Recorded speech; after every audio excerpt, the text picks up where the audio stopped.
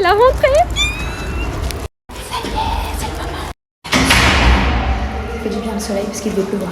Eh bien, les bonjours. Bien sûr, un café parce qu'il faut du café. C'est Nespresso dedans, donc taisez-vous. Qu'est-ce que j'aime ma classe. Oh, regardez-moi ces petites merveilles de champignons. Ce mur n'est-il pas magnifique? Ceux qui m'ont demandé si j'étais dans une école privée, pourquoi j'avais la charte de la laïcité. Alors, faut savoir qu'une école privée est une école qui est quand même sous contrat avec l'État. Je suis payée par l'éducation nationale parce que je fais partie de l'éducation nationale. Et peu importe que ce soit une école privée ou publique, la charte de la laïcité est obligatoire. Vous vous rendez compte, il y a 2 jours j'étais en Corée et là je me retrouve dans ma salle de classe avec une nouvelle décoration. Je descends, je vais accueillir mes élèves. J'ai apporté mon repas parce qu'on est vendredi. Mais par contre, j'ai pas apporté mes enfants aujourd'hui. Il faut savoir qu'ils étaient complètement déphasés, c'est de ma faute. Je me suis dit, c'est pas grave, ils feront leur rentrée tranquillement lundi. Ils étaient tous debout ce matin à 7h30. J'ai hâte de vous parler de tous les projets que j'ai en tête parce que le thème de la classe, ce n'est pas du hasard. Derrière, il y a plein de projets pédagogiques, écologiques qui vont aller avec. Bon, pour lundi, à tous les parents, à tous les élèves, faites une bonne rentrée. Je vous montrerai un peu la rentrée de mes enfants. Aux parents, faites confiance à votre enseignante ou à votre enseignant. N'oubliez pas que nous sommes une équipe, vous et nous. Marchons main dans la main pour votre enfant. Allez, j'y vais parce que je pense qu'il m'attend en bas. Bisous. C'est pas le retour du caramel macchiato. Mais si, je dis oui.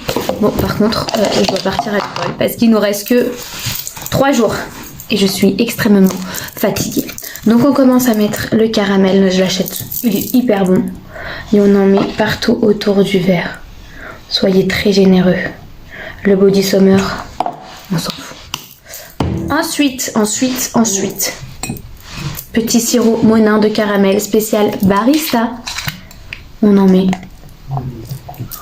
Bon, on va arrêter un petit peu quand même. Vous me dites pas? J'ai du rouge à lèvres sur les dents. Ensuite, café. L'autre, je l'aime pas. Du coup, on va mettre celui-là, on va mettre à l'œil parce que je vous ai dit que j'étais en retard. Ça va me réveiller un petit peu. Retour de vacances. Hyper fatigant. Ensuite, le lait.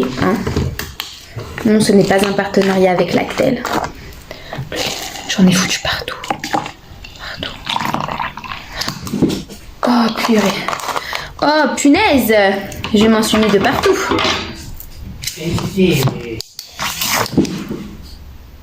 Rachel. On va faire comme ça, c'est bien comme ça. Voilà. Juste pour remuer un peu le café. Voilà, magnifique.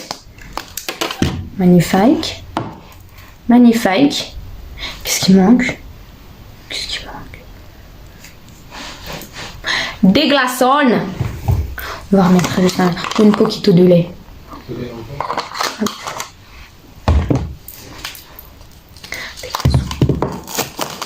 Des glaçons. Hop là. Petite touche perso de la cannelle. Ouais, c'est ma touche perso parce que caramel macchiato cannelle, c'est très très bon. On remet pour les plus généreux. Voilou. On ferme sa tasse de caramel macchiato et on se barre et chérie nettoiera parce que moi j'ai l'école. Tchuss. Donc, on a écrit sur ces petits bouts de papier plein de sujets, des choses qu'on va parler un petit peu tout ensemble en respectant les autres, en levant le doigt et en ne se coupant pas la parole. D'accord? Donc on va en piocher un et on va commencer. Là les filles, ce que nous allons faire, c'est que nous allons parler un petit peu de vos métiers, ce que vous avez envie de faire quand vous serez grande. D'accord? Alors, oui, ferme la porte. Tu veux faire docteur? Tu m'as pas dit que tu voulais faire avocate? Docteur. Docteur pour qui? Pour tout le monde, les enfants? Pour tout le monde.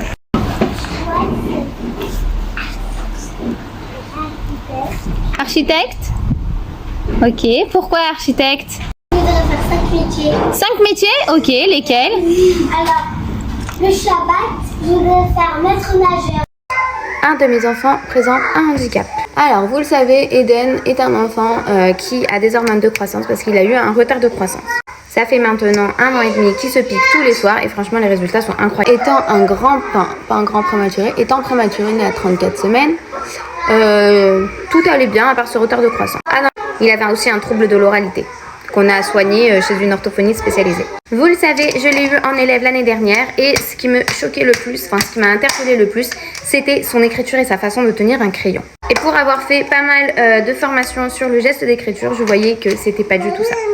Du coup, je me suis dit, bon, étant donné qu'il est un petit peu prémat, que ses mains sont plus petites et qu'il n'a pas la motricité qu'il faut dans les mains, je vais peut-être attendre le CE2, voir ce que l'autre maîtresse en pense. Sachant que je suis sa mère, ça manque un petit peu d'objectivité tout ça.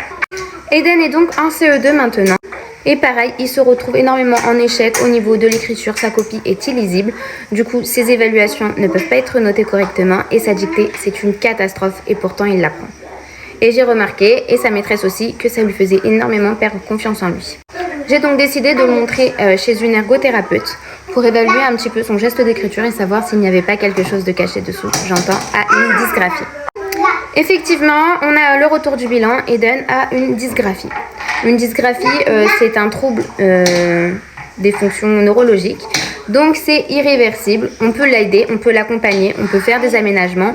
Mais en gros, il ne guérira jamais. On déjà dire, mais ce n'est pas un handicap. Eh bien si, tout ce qui est 10 est considéré comme un handicap. Et on va donc discuter à la rentrée des aménagements qu'il fera pour lui tout au long de sa scolarité. Et vous savez quoi, je suis super contente parce qu'on a enfin un diagnostic posé et surtout c'est qu'on va enfin pouvoir l'aider. Et là on a rendez-vous à l'hôpital pour essayer de changer son protocole des piqûres parce qu'il aimerait se piquer tout seul. Bisous. Et si vous avez des questions, c'est avec plaisir que je réponds. Et c'est l'heure de la pause d'épreuve. Bon, comme vous le savez, Baby Love, alias Tia, est née à 4h15, donc le moment du goûter. Je crois clairement que c'était un signe qu'elle naisse au moment du goûter pour la pause d'épreuve. Là, elle est en train de boire son biberon. Et donc voilà. Vu qu'elle était avec moi pendant la pause d'épreuve, pendant presque toute la pause d'épreuve, il se devait qu'elle fasse sa première pause d'épreuve avec vous. Et voilà. Donc là, elle n'a pas la lumière dans les yeux.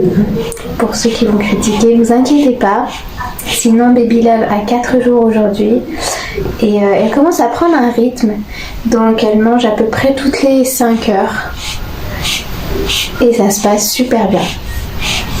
Un peu mal au ventre de temps en temps, mais sinon ça se passe bien. Alors, comment j'ai rencontré mon chéri? Alors, en fait, grosse coïncidence. Moi, je travaillais en boîte de nuit, donc je faisais les vestiaires. Je ne travaillais que dans les vestiaires parce que c'était trop bien payé, prendre les manteaux des gens, etc. J'étais tranquille. Et donc, fin de soirée, il y a un garçon qui vient me voir et qui me dit mon manteau. Bah, je lui dis, bah, ton numéro, donne ton numéro. Et là, il me dit, mais je donne pas mon numéro comme ça. Et dans ma tête, je me suis dit, mais mon Dieu, c'est quoi ce con? Et désolée du gros mot, mais c'est ce que j'ai pensé. Et en fait, au final, on s'est retrouvés un petit peu sur Facebook. On a commencé à parler tout doucement et on a décidé de se voir. Donc, on se voyait en cachette. Et là, je crois que c'était coup de foudre réciproque, mais gros coup de foudre. Genre dans ma tête, je me suis dit, c'est lui, ça sera pas un autre. Et lui, il s'est dit la même chose. Et voilà, bientôt 10 ans ensemble. Et 4 enfants.